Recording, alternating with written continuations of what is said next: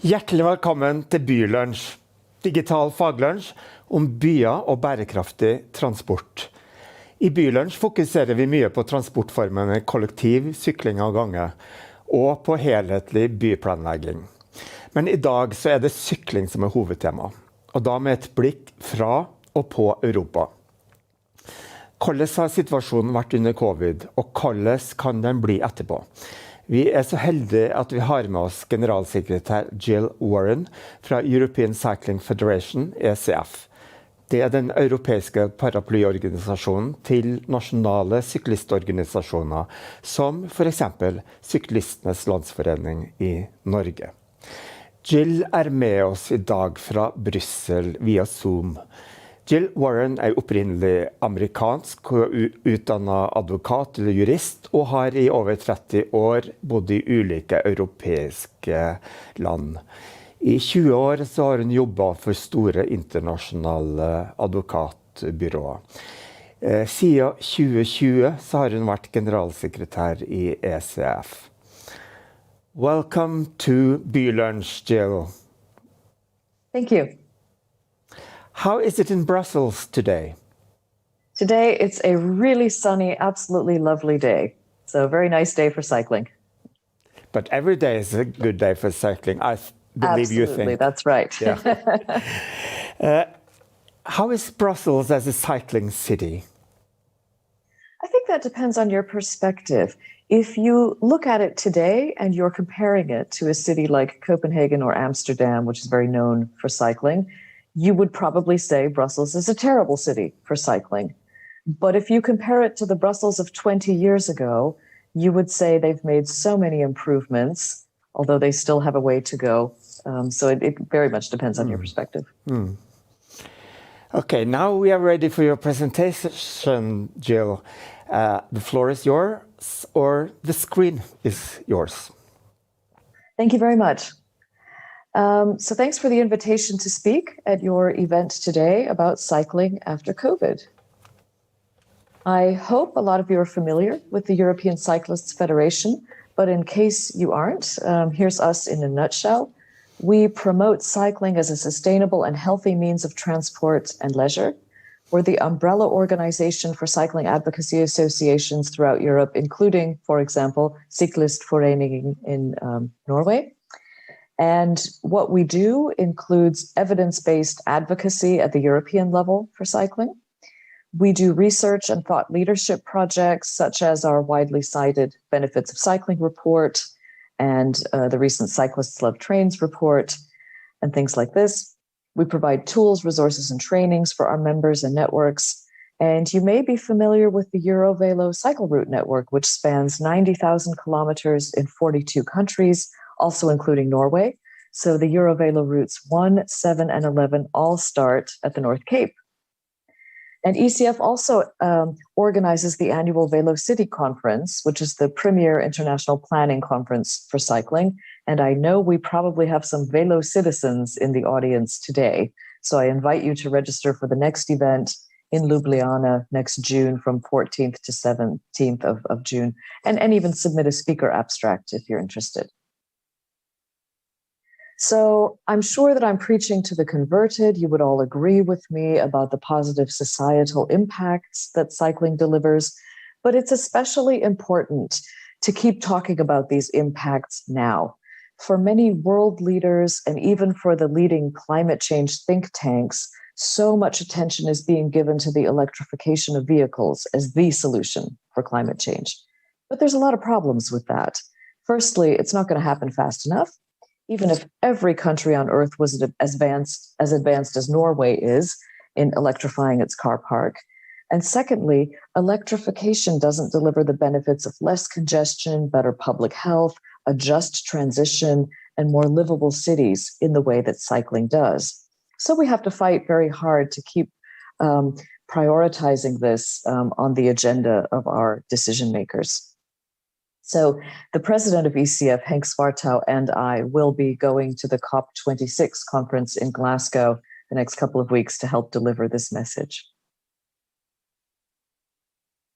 Let's also not forget about the economic benefits that cycling brings, and you can read more about this in our flagship report, The Benefits of Cycling.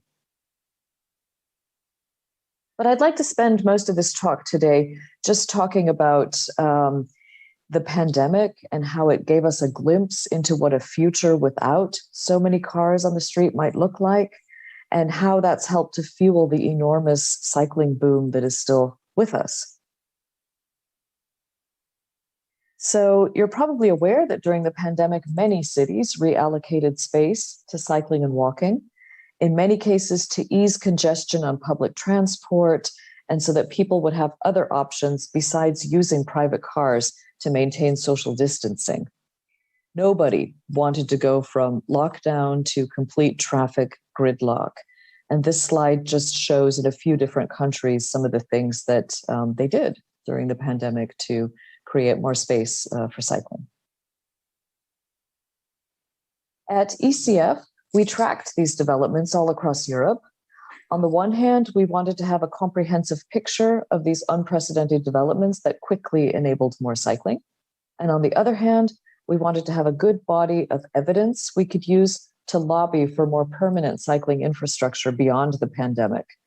Never waste a good crisis, they say. To date, nearly 2,600 kilometers of measures have been announced by cities and countries, and over 1,400 kilometers have been implemented in over 300 European cities. We also tracked the amount of money that was pledged for these initiatives, and this amounted to about 1.7 billion euros.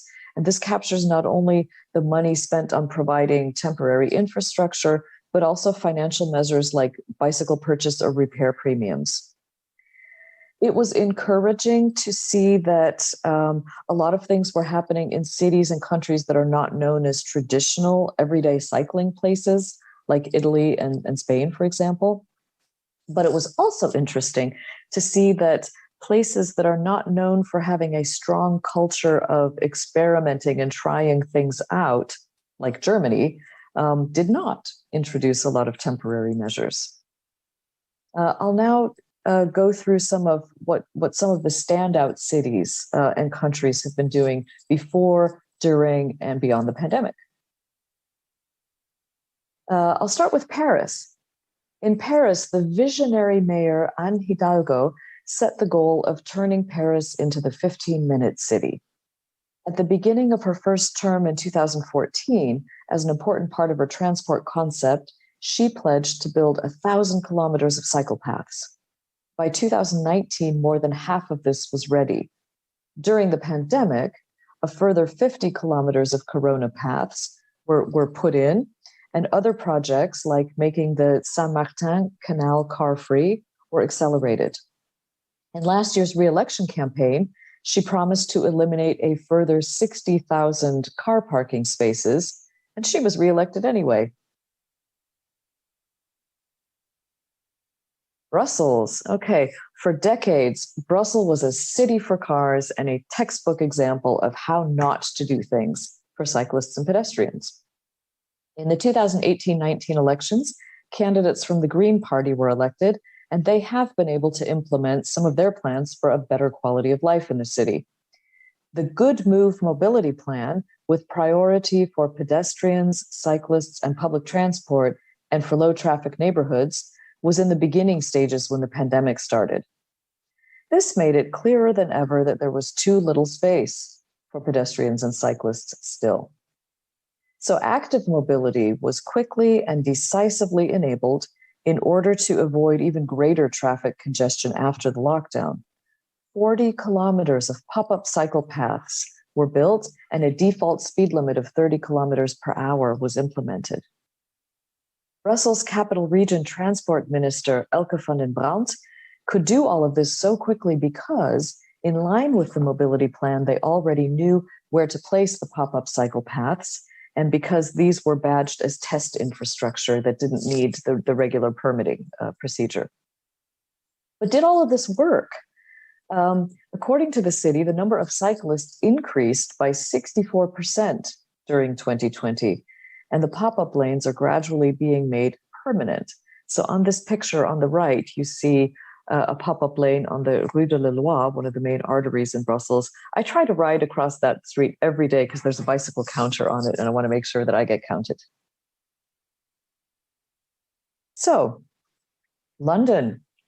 Under the leadership of London Mayor Sadiq Khan, between 2016 and 2021, 260 kilometers of protected cycle lanes were built. This quintupled the size of the cycle path network. The core of his plan for a healthier, cleaner, and more livable city was to enable more people to cycle and walk. This became even more important in the pandemic. So pop-up cycle lanes, car-free streets, low-traffic neighborhoods, and wider sidewalks were quickly implemented. The British government also offered bicycle repair vouchers in the amount of £50, and these were very quickly claimed. In February of this year, an increase in cycling of 200% was measured compared to the same period in 2020. Pretty impressive. And Sadiq Khan was re-elected as mayor in May of this year. Let's go to Lisbon. Only in 2001 did Lisbon build its first cycle paths, a total of 3 kilometers. In the meantime, it has more than 100 kilometers of cycle paths, a mobility strategy called Move Lisboa, and a cycling strategy called Lisboa Ciclável, which aims to double the size of the cycling network and convert more streets from car to cycling and pedestrian traffic. Last year, on the 3rd of June, World Bicycle Day, the then mayor, Fernando Medina, announced that 50 kilometers of pop-up cycle paths would be built, along with 8,000 secure bike parking spaces. A mobility fund was put in place to subsidize the purchase of bikes, e-bikes, and cargo bikes. A default speed limit was also introduced. Lisbon recently held elections in September, and Fernando Medina was not re-elected. We are watching very carefully what the new administration will do for active mobility. Ireland's government has explicitly prioritized active mobility in its coalition agreement and financed it accordingly. 10% of its transport budget is allocated to cycling and a further 10% for walking. That adds up to €1 million a day spent on cycling and walking in this relatively small country. Ireland's head of the Green Party and Transport Minister Eamon Ryan, who is a former bike shop owner, by the way, cites Paris as an example to follow for the envisioned transformation of Ireland's cities. So if you provide more infrastructure for cycling, will more people actually use it? The answer is a resounding yes. A study led by MCC Research Institute, which made use of the data collected by ECF, found that pop-up cycling infrastructure increased cycling levels in European cities by between 11 and 48% in the first months of the pandemic. And this is all the more reason to make all of that pop-up infrastructure permanent, we think. So at ECF, we have been using the body of evidence collected in our efforts to push for policies and funding that we know to be effective in building additional high-quality cycling infrastructure. And this includes lobbying for countries to earmark funding for cycling through their national recovery and resilience plans. It means encouraging countries to develop or strengthen or update their national cycling strategies. And for me, the best example of this is France, because they really have been systematically implementing the ambitious goals in their national cycling strategy. We also lobby at the European level for clearer and better quality requirements for cycling and walking infrastructure by participating in working groups to develop the requirements and by advocating for such requirements to be followed in any EU-funded projects. We also raise awareness and enable the exchange of knowledge and know-how across Europe for building safe and comfortable cycling infrastructure, and we highlight the need for our leaders to have the political will and courage to enable more cycling in the face of resistance from entrenched interests and car drivers who don't want to see anything taken away from them. So in summary, I think we've seen a lot of encouraging things over the past year and a half and an acceleration of developments for cycling, but there is still a lot to do and our work is cut out for us.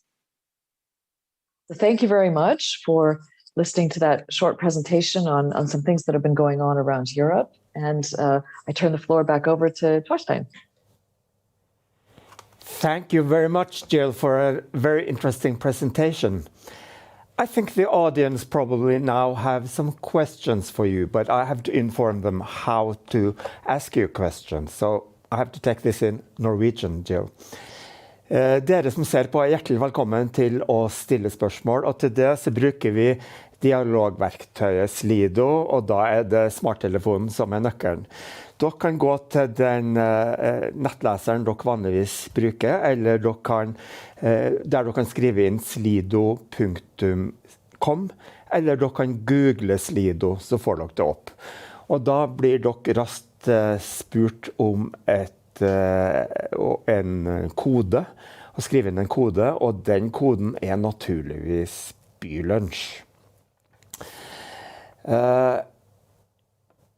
But while we are waiting for some questions, people have to log in and so on. I have a question for you, Jill, from the studio here in Oslo.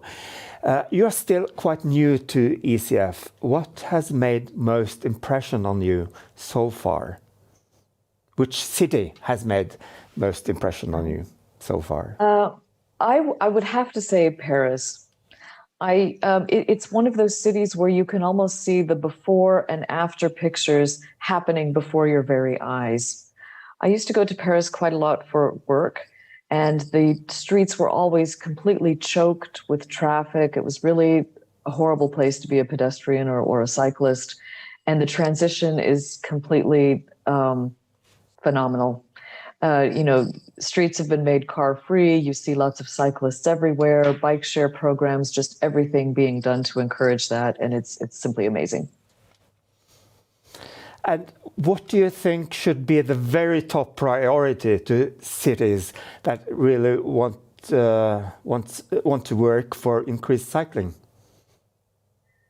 I think having a true prioritization of active mobility and cycling is key, because if you just want to tinker around the edges and create, maybe build a few cycle lanes or something, you won't get there. If you really want to be a cycling city, if you really want to transform your city and make it more livable and enable cycling and pedestrians to have more of their fair share of the space in a city, you simply must have a strategy that prioritizes that, and you fund that and work on it accordingly. Thank you. And here is a question from the audience. Has the increase in cycling resulted in less car traffic or less bus passenger, or both? Sorry, the increase in cycling traffic resulted. Oh, okay. Yeah. That is a very good. Less bus. That's a very good question. I don't think we know exactly if the increase in cycling has taken away passengers from public transport or passengers from their private cars. That's quite difficult to measure. We don't always know this. But I think it's a very good question to ask. And I would love to see more data on that. That is one of the systemic problems with cycling, is we never seem to have enough data in the way that we have it for other modes of transport. What is your impression? What is your impression of cycling in Norwegian cities and other Nordic countries like Sweden, Finland, and Denmark? Also a very good question. I have to say, I have not been to Norway for quite a while, so I'm not able to concentrate, to comment on recent developments there, although I would love to get there quite soon. Where I have been more recently, Stockholm and Copenhagen.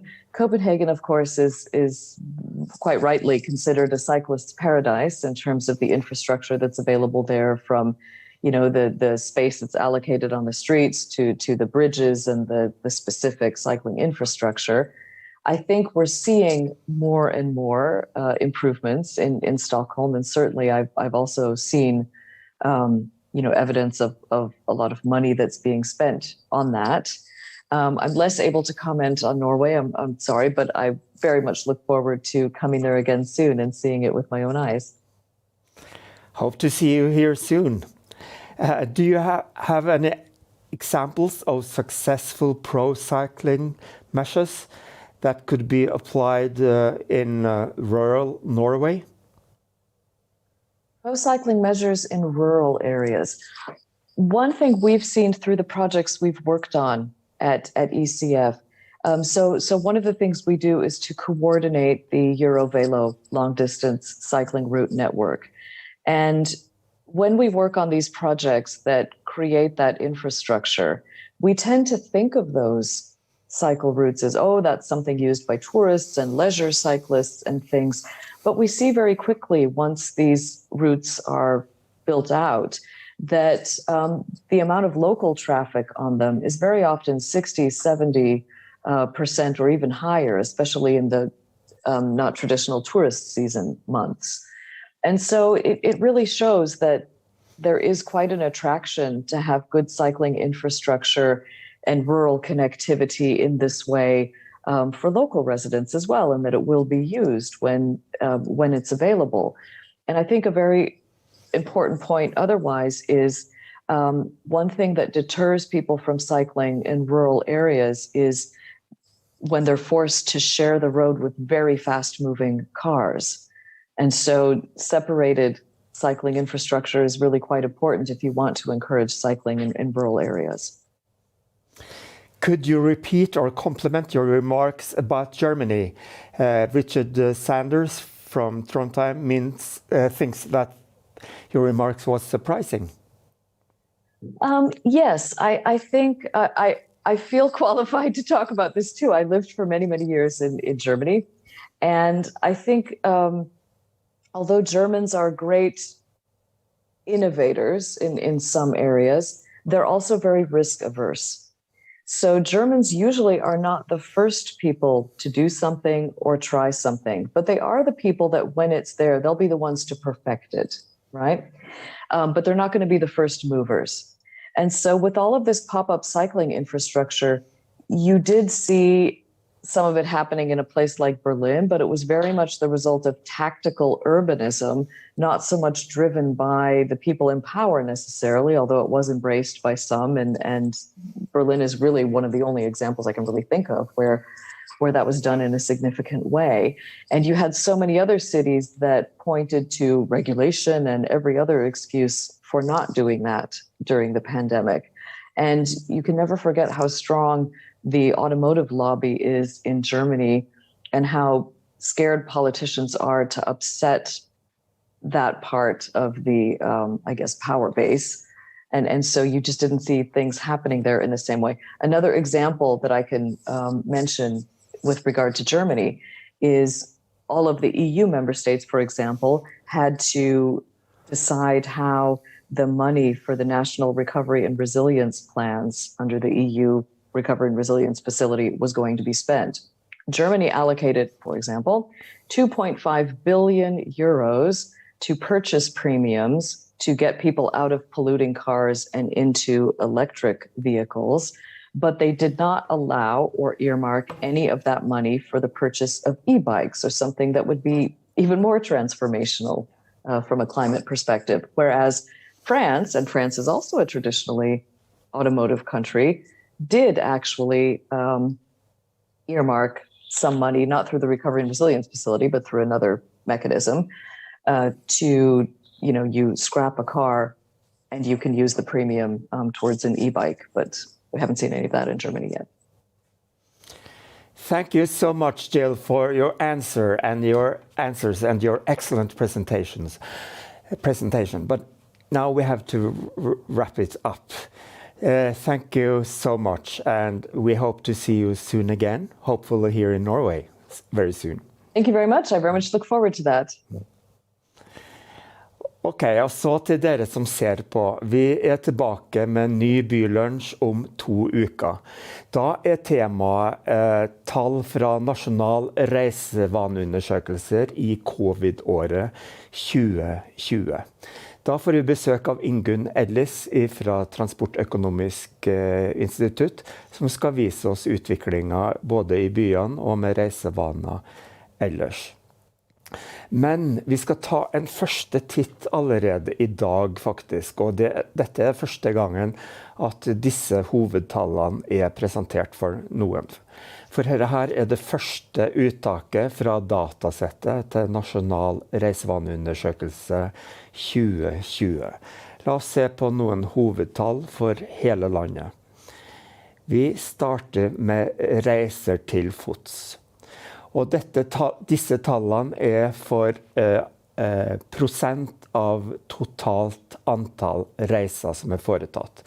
Det er 38 000 personer som er intervjuet over hele landet. Og der ser vi at gangandelen har gått opp fra 20 til 23% i 2020 i forhold til 2018 og 2019. 3% på landsbasis, 3% økning, det er et høyt tall. Så skal vi gå videre til sykling.